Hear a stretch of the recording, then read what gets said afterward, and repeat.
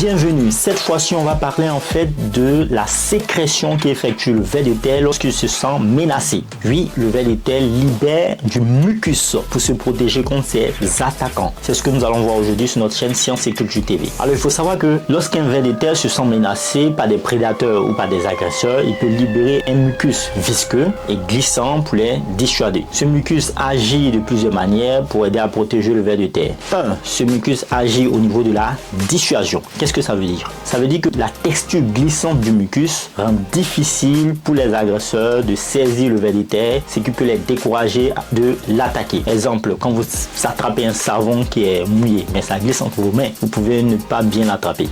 D'accord? Ensuite, ce mucus permet aussi la protection du ver de terre. Dans quel sens? On va expliquer. Il faut savoir que le mucus peut former une barrière physique entre le ver de terre et ses agresseurs, ce qui peut aider à empêcher les blessures ou les dommages physiques normaux. En troisième chose, il faut savoir que ce mucus qui est libéré par le ver de terre peut servir de lubrification. Oui, lubrification. On explique. Le mucus peut aider le ver de terre à se déplacer plus facilement dans le sol en réduisant la friction et en lui permettant de se glisser plus facilement dans les espaces restreints. Cette sécrétion de mucus est une adaptation essentielle pour la survie des vers de terre car elle leur permet de se défendre contre les prédateurs et contre certaines conditions environnementales défavorables. J'espère que vous avez aimé cette vidéo. Mettez un pouce bleu, partagez, abonnez-vous à la chaîne Science et Culture TV. Faites le plein de savoir. Peace out.